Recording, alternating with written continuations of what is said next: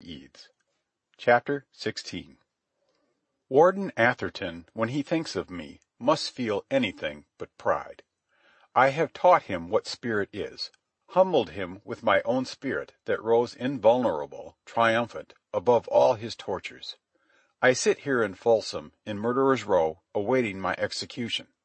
Warden Atherton still holds his political job, and is king over San Quentin and all the damned within its walls. And yet, in his heart of hearts, he knows that I am greater than he. In vain, Warden Atherton tried to break my spirit, and there were times, beyond any shadow of doubt, when he would have been glad had I died in the jacket.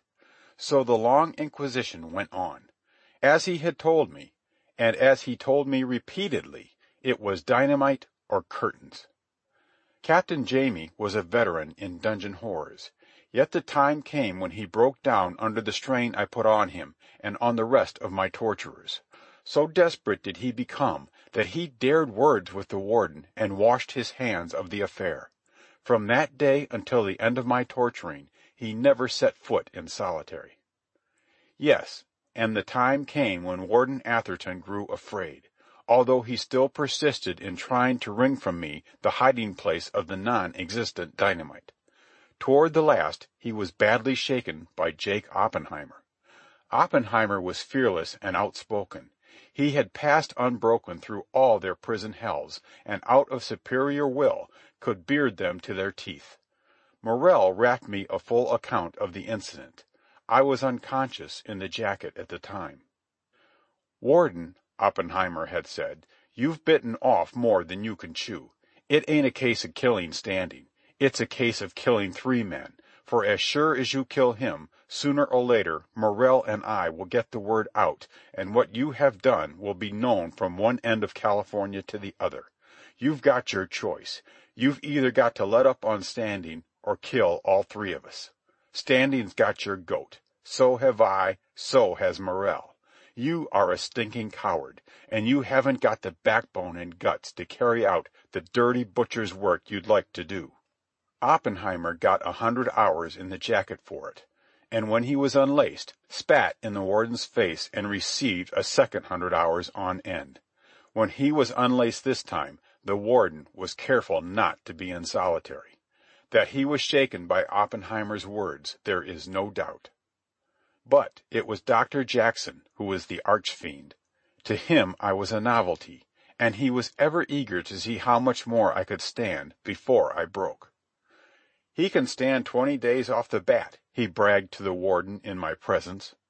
"You are conservative," I broke in. "I can stand 40 days. Pshaw! I can stand 100 when such as you administer it." And remembering my sea cuny's patience of 40 years waiting ere I got my hands on Chung Mung Ju's gullet, I added, "You prison curs, you don't know what a man is. You think a man is made in your own cowardly images. Behold, I am a man. You are feeblings. I am your master. You can't bring a squeal out of me. You think it remarkable, for you know how easily you would squeal." Oh, I abused them, called them sons of toads, hell's scullions, slime of the pit. For I was above them, beyond them. They were slaves, I was free spirit. My flesh only lay pent there in solitary. I was not pent. I had mastered the flesh, and the spaciousness of time was mine to wander in, while my poor flesh, not even suffering, lay in the little death in the jacket. Much of my adventures I rapped to my 2 comrades. Morrell believed, for he had himself tasted the little death. But Oppenheimer, enraptured with my tales, remained a skeptic to the end. His regret was naive, and at times really pathetic, in that I had devoted my life to the science of agriculture instead of to fiction writing. "But, man," I reasoned with him, "what do I know of myself about this Cho Sin? I am able to identify it with what is today called Korea, and that is about all. That is as far as my reading goes. For instance, how possibly out of my present life experience could I know anything about kimchi? Yet I know kimchi. It is a sort of sauerkraut. When it is spoiled, it stinks to heaven. I tell you, when I was Adam Strang, I ate kimchi thousands of times. I know good kimchi, bad kimchi, rotten kimchi. I know the best kimchi is made by the women of Wosan. Now how do I know that? It is not in the content of my mind, Darrell Standing's mind. It is in the content of Adam Strang's mind, who, through various births and deaths, bequeathed his experiences to me, Darrell Standing, along with the rest of the experiences of those various other lives that intervened. Don't you see, Jake? This is how men come to be, to grow, how spirit develops. "Aw, come off," he rapped back with the quick, imperative knuckles I knew so well. "Listen to your uncle talk now.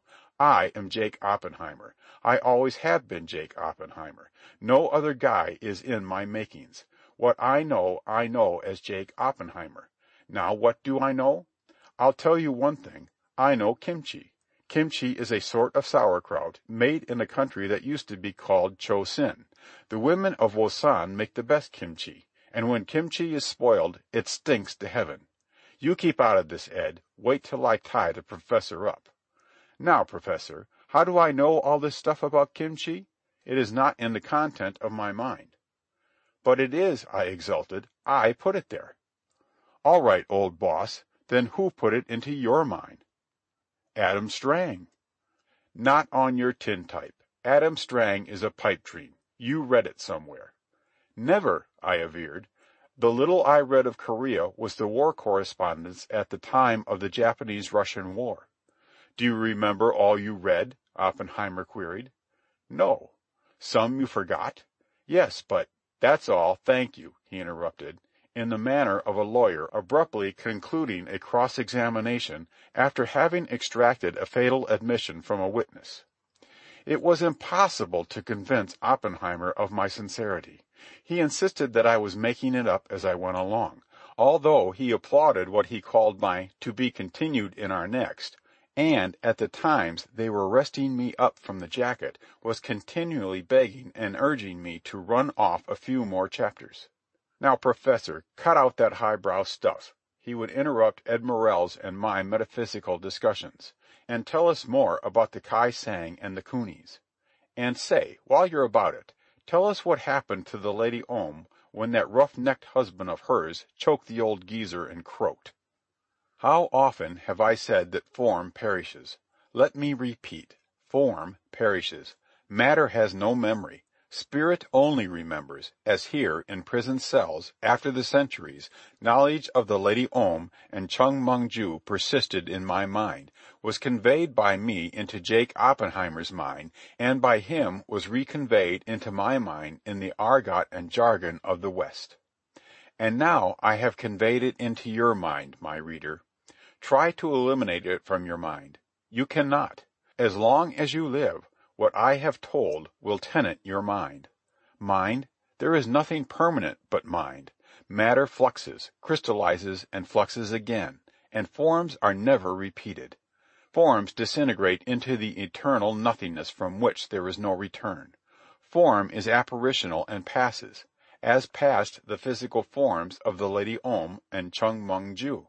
But the memory of them remains, shall always remain as long as spirit endures, and spirit is indestructible. "One thing sticks out as big as a house," was Oppenheimer's final criticism of my Adam Strang adventure, "and that is that you've done more hanging around Chinatown dumps and hop joints than was good for a respectable college professor. Evil communications, you know. I guess that's what brought you here." Before I return to my adventures, I am compelled to tell one remarkable incident that occurred in solitary. It is remarkable in two ways.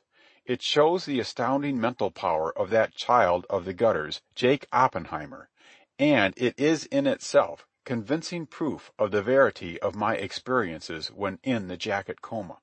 "Say, Professor," Oppenheimer tapped to me one day, "when you was spielin' that Adam Strang yarn, I remember you mentioned playing chess with that royal souse of an emperor's brother. Now is that chess like our kind of chess?" Of course I had to reply that I did not know, that I did not remember the details after I returned to my normal state. And of course he laughed good-naturedly at what he called my foolery. Yet I could distinctly remember that in my Adam Strang adventure I had frequently played chess. The trouble was that whenever I came back to consciousness in solitary, unessential and intricate details faded from my memory.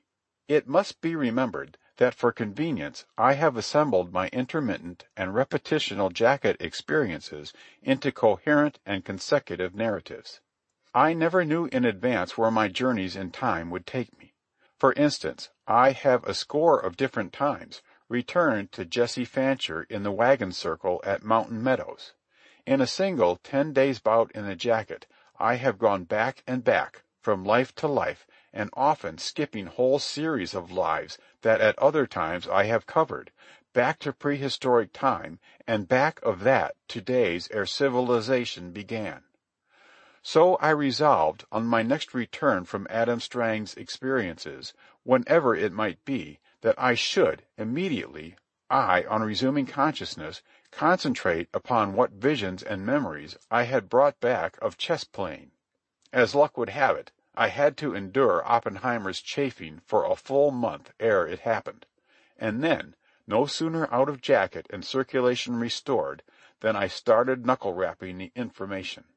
Further, I taught Oppenheimer the chess Adam Strang had played in Cho Sen centuries agone. It was different from Western chess, and yet could not be but fundamentally the same, tracing back to a common origin, probably India. In place of our 64 squares, there are 81 squares. We have 8 pawns on a side, they have 9, and though limited similarly, the principle of moving is different. Also, in the Cho Sen game, there are 20 pieces and pawns against our 16, and they are arrayed in 3 rows instead of 2. Thus, the 9 pawns are in the front row, in the middle row are 2 pieces resembling our castles, and in the back row, midway, stands the king, flanked in order on either side by gold money, silver money, knight, and spear. It will be observed that in the Cho Sen game there is no queen. A further radical variation is that a captured piece or pawn is not removed from the board. It becomes the property of the captor, and thereafter played by him. Well, I taught Oppenheimer this game, a far more difficult achievement than our own game, as will be admitted, when the capturing and recapturing and continued playing of pawns and pieces is considered. Solitary is not heated. It would be a wickedness to ease a convict from any spite of the elements, and many a dreary day of biting cold did Oppenheimer and I forget that and the following winter in the absorption of Cho Sen chess. But there was no convincing him that I had in truth brought this game back to San Quentin across the centuries.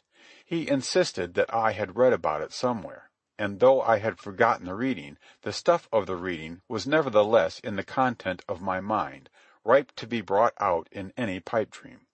Thus he turned the tenets and jargon of psychology back on me. "What's to prevent your inventing it right here in solitary?" was his next hypothesis. "Didn't Ed invent the knuckle talk? And ain't you and me improving on it right along? I got you, Bo. You invented it. Say, get it patented.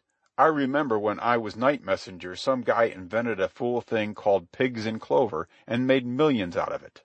"There's no patenting this," I replied. "Doubtlessly the Asiatics have been playing it for thousands of years. Won't you believe me when I tell you I didn't invent it?" "Then you must have read about it, or seen the Chinks playing it in some of those hop joints you was always hanging around," was his last word. But I have a last word. There is a Japanese murderer here in Folsom, or was, for he was executed last week. I talked the matter over with him, and the game Adam Strang played, and which I taught Oppenheimer, proved quite similar to the Japanese game. They are far more alike than is either of them like the Western game. End of chapter 16.